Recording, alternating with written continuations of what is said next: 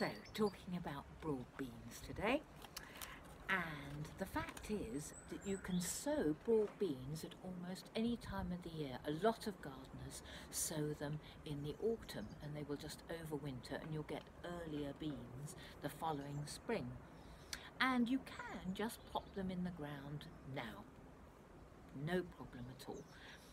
I quite like to get them started and growing strongly before I plant them out.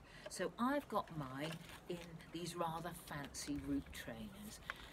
Broad beans like a long root run, and you can see if I just open it out that they've got the roots trained right down to the bottom.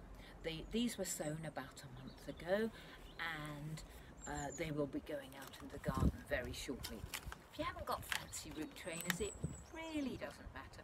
Just use the inner cardboard tubes from loo rolls, and we all know how many loo rolls we're all getting through at the moment.